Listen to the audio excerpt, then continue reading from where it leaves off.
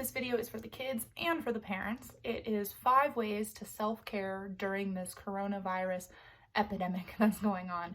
We all know that we're stuck at home, we're stuck with our families, we are probably going crazy, just not being able to leave our house or go anywhere fun. Everything's closed. All the stuff that we do just to get out of the house is closed. I found this really cute little picture that listed 5 ways, and it was by Holistically Grace, so I'm giving her credit. The first one is inform. You want to stay informed, but you don't want to stay too informed to the point that you are watching the news excessively and it's taking over your life. You want to set boundaries on time frames that you should watch the news. You want to stay informed, you want to know what's going on, but at the same time, you don't want to be completely focused on the news all the time, just watching it obsessively, because that's just going to lead to more worry, more anxiety, and probably some depression at the end of this, especially because you can't leave your house. So just setting those boundaries for yourself. Choose either the morning or the night to watch that. Watch it for like an hour, maybe an hour in the morning and then an hour at night, and then go about the rest of your day as normal as possible without having that on your mind and worrying. Usually news channels will do a recap in the morning and a recap at night. So those are good times just to get the most information, and you don't have to watch it all day because you're getting the same amount of information. Make sure you're watching from a reliable source as well. You don't want to be watching or looking at those posts on Facebook. We don't know who those are coming from. So make sure it's a reliable source that you can trust. So just stay informed, but do it smart. So number 2 is to connect. Reach out for some emotional support if you need it. Don't feel scared to do that. There are plenty of people going through the same thing you are. So reach out if you need that help. Make a phone call. Contact family you haven't contacted in a while. Use this as an excuse to write a letter, make that phone call, Skype family from far away. Isolation can be detrimental to our health, and so don't be afraid to reach out. It's super important. This can also include making time to connect with yourself again. Take some time to yourself. Do some self-care. That's what this video is for. Take a bath. Take a really long shower and stay away from the kids for a while. Send the kids to their rooms to do something on their own so that they have some time to themselves as well to kind of reconnect with themselves. When you spend some time in close quarters with family, we all know this from vacations and from just being at home on the weekends or spring break or fall break, we tend to get on each other's nerves. And it's so important to have that time for yourself. And so make sure you're tapping into that. This self-care time where everyone is just kind of doing their own thing, set aside an hour or 2 a day, maybe once in the late morning, once in the late afternoon, right before dinner, and have everybody spend an hour just doing their own thing. No one can talk to each other, everyone's just doing their own thing. It'll make that time when you're spending together as a family a little bit more pleasant and a little bit easier to manage because everyone's already had their own space and now they're ready to socialize again. And as we're talking about connecting, I mean, what can you do with your family members at home?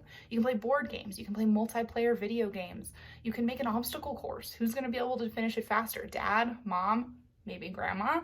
Make it a competition. See who can do it, a healthy competition, and see who can do it faster. Build a fort and watch movies in it all day.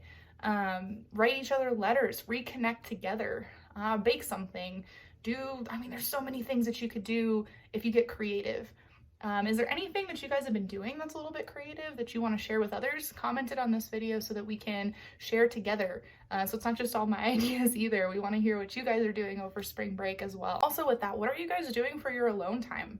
Are you journaling? Are you watching TV, your own very special TV show? Are you what are you doing during this time when you're on your own and you're doing your own stuff? That could be, some people don't know how to be alone, and it could be very useful to get some of those ideas from other people as well. So let us know in the comments, and maybe even take a video of yourself explaining some of the things that you're doing on your own or with your family, and send those in to us. I would love to add some of our family's videos into these as well to let everyone know what we're doing and to give people some more ideas.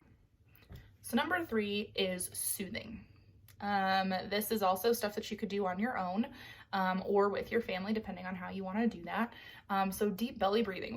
I talk to the kids about this all the time in school, breathing through your belly and through your diaphragm. It helps calm you down a lot faster than it would through your chest. Grounding techniques, guided imagery, prayer, calming sounds, laughter, singing, all of these things can help soothe us and kind of bring us back to our core.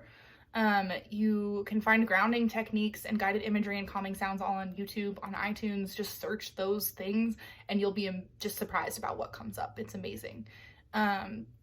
I'll share with you one of my favorite grounding techniques that I've been sharing with many of the kids at school, and I've gotten a lot of really great feedback on it.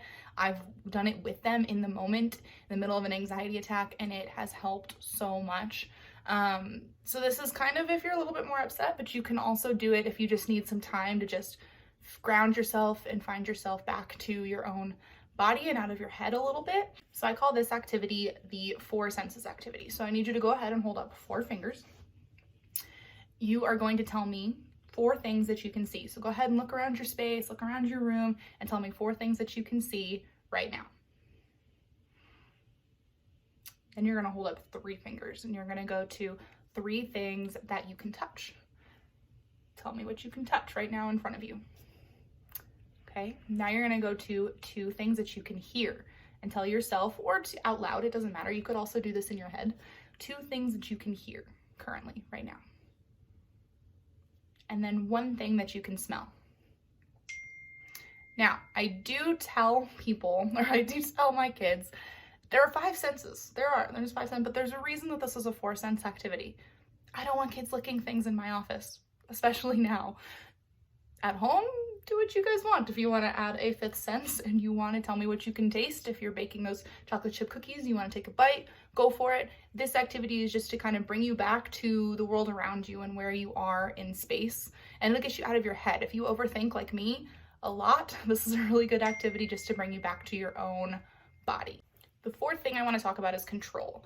And I talk to the kids a lot about this at the elementary school level, is you can't control anyone but yourself. You can't control anyone else's actions or thoughts or anything except yourself, and how you react to certain things. And in this time of uncertainty, control is kind of out the window. Let's just put that lightly.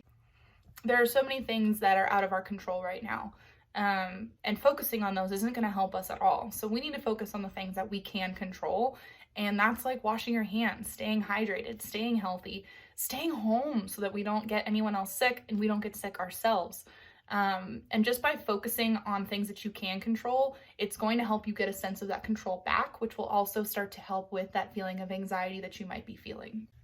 And kids, what can you control at this time? Like, how can you take back some of that control? I've talked to a lot of you about journaling and how that can help you put your feelings into words and really get them out of your body. And by taking them and writing them down and putting them on paper, can actually take them out of your body and can kind of help you forget about them for a little while. So try that. Once you understand your feelings, it's easier to let them go and to focus on what's more important at this time. You don't even have to write. You can draw, you can scribble, you can do it really angrily and just see what comes out on paper. You can dance, you can sing, whatever you need to do to release those emotions out into the world and get them out of your body and out of your head is going to help you get some of that sense of control back. And number 5 is honor and distract. So we want to honor those feelings of fear and anxiety. Those things are real and those things are happening right now, and I get that.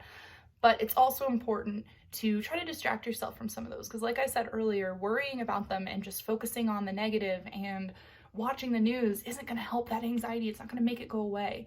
And so some things that you can do to try to distract yourself from that: puzzles, reading, crafts, journaling, all those things that I've kind of already talked about already. Look in the comments. I'm hoping people are going to put things that they've been doing as well, so we can all get ideas and we can all branch out, so we're not doing the same things until April 17th, because that would be crazy. There are things that we should be doing on a daily basis for our own mental health that a lot of us forget about, because we're so busy doing everything else and so busy focusing on things that we don't need to. And amidst all this fear and uncertainty, I like to think on the bright side and allowing us to reconnect with our loved ones, with our kids, with our parents, with our siblings, but also ourselves. It's so important to be connected to yourself. So take some time today to do one thing for someone else, one thing for yourself, and one thing for your family as a whole. Do this, and I can guarantee that you'll feel better at the end of the day, and maybe this quarantine won't seem so bad. Let me know what you want to do. Let me know what you come up with, and let me know if it worked for you. I'm interested to know.